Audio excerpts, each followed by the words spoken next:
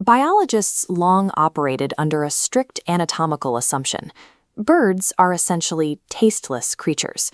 For decades, the prevailing consensus held that avian species possessed an incredibly poor sense of taste compared to the rest of the animal kingdom. That assumption was rooted in historical comparative data like this table. Down at the bottom, a pig possesses nearly 20,000 individual taste buds. A chicken, by contrast, has barely 300. Measured by raw numerical count, mammals appear to hold a massive gustatory advantage. But relying on raw numbers ignores the mechanical reality of how these animals eat. Birds do not masticate their food. They produce very little saliva. Their oral cavities are remarkably small. Apply a ratio scale correction to those anatomical constraints and the tension disappears. When you calculate the number of taste buds per gram of food ingested in a single bite, the density of the avian gustatory system is highly competitive with mammals. The data reveals a specialized, genetically unique chemosensory network operating across multiple physiological levels.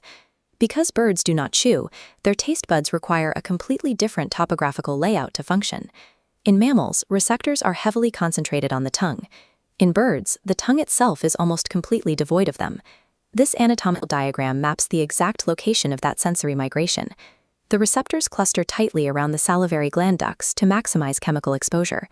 69. They extend tiny microvilli upward, breaking through the epithelial surface via a narrow circular taste pore, usually 2 to 10 micrometers wide, to directly sample the oral environment.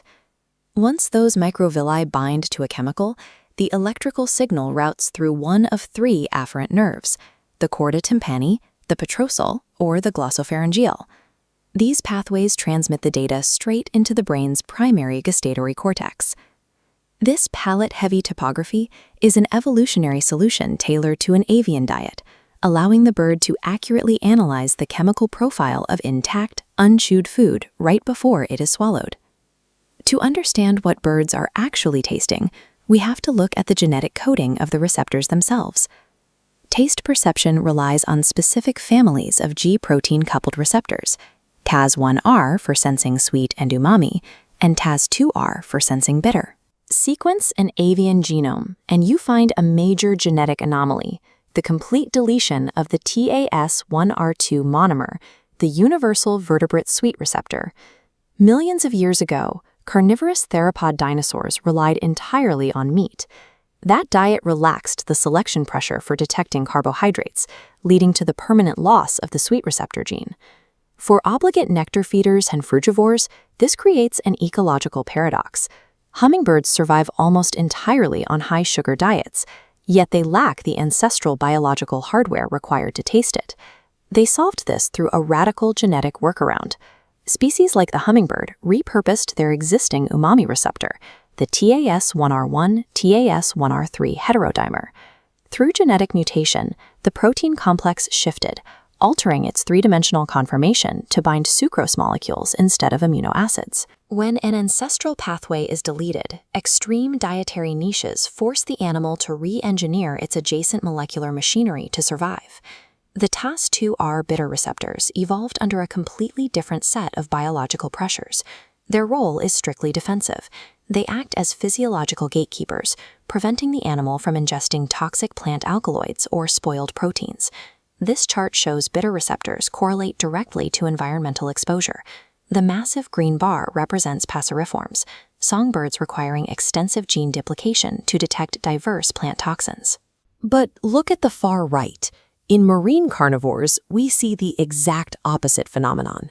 Penguins and loons survive by swallowing whole fish in icy, isolated marine environments. They encounter virtually no bitter plant toxins. Without ecological pressure to maintain that chemical defense system, their Tas2R genes degraded over time into non-functional pseudogenes. The avian genome is a highly fluid interface. It expands or deletes sensory capabilities based exclusively on the survival requirements of the animal's specific ecological niche. Whether an avian receptor is detecting sucrose in a flower or a toxin in a seed, the physical interaction ultimately relies on a highly conserved biochemical cascade operating inside the cell itself. This cellular diagram maps the apical membrane of a single taste receptor cell. The cascade begins here, at the border, with the initial physical docking event between a tastant molecule and a specific TAS1R or TAS2R receptor. That docking triggers an immediate intracellular reaction. A heterotrimeric G protein subunit, specifically this large yellow complex known as alpha-Gustation, activates and dissociates from the receptor. Alpha-Gustation then initiates a primary amplification pathway. It activates phospholipase C beta-2, which in turn hydrolyzes membrane lipids to synthesize the messenger molecule IP3. In the final steps of the cascade, IP3 triggers the rapid release of intracellular calcium stores. This calcium forces open the TRPM5 channels on the cell wall, causing a sudden influx of sodium that depolarizes the cell and fires the neural signal. Despite the vast diversity of their ecological diets, birds utilize this universally conserved intracellular machinery to reliably convert raw chemical contact into actionable electrical data. For decades, biologists assumed this complex GPCR signaling was confined exclusively to the oral cavity. Research has overturned that historical model. Returning to the full anatomical map, look at the lower section detailing the digestive tract. We now know that this exact taste machinery is embedded deep inside the avian gut, heavily distributed from the proventriculus and gizzard down through the jejunum and ceca. Entire families of sweet and bitter receptors, along with alpha-Gustation and TRPM5 channels, are heavily expressed inside enteroendocrine cells lining the intestinal walls. These extra gustatory receptors do not produce the sensation of flavor. Instead, they operate as autonomous chemical sensors, continuously analyzing the nutrient density and potential toxicity of digesting matter as it moves through the tract. The physiological output of this internal sensing is metabolic. When these gut receptors bind to specific chemical profiles, the enteroendocrine cell releases gastrointestinal peptides, like CCK and GLP-1, directly into the bloodstream. The avian gut operates as a subconscious secondary tasting organ. It reads chemical inputs to systemically regulate metabolism, gut motility, and overall feed intake. This unbroken sequence of data translation from an oral docking event down to intestinal peptide release dictates the exact behavioral choices the animal makes in the wild. Look at this graph demonstrating how acute those behavioral thresholds are. When exposed to even low molarity concentrations of a bitter antagonist like quinine, avian water consumption steps down immediately.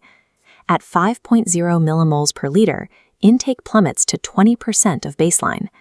That immediate oral rejection is simply the first line of defense.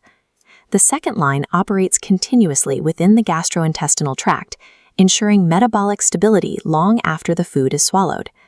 The result is a chemosensory network that links raw chemical detection directly to internal metabolic responses in a fraction of a second. By decoding the molecular intricacies of avian taste, we discard the myth of a blunt sensory system. The biology reveals a dual-function ecological engine that both defends against toxicity at the edge of the beak and flawlessly regulates nutritional metabolism from within.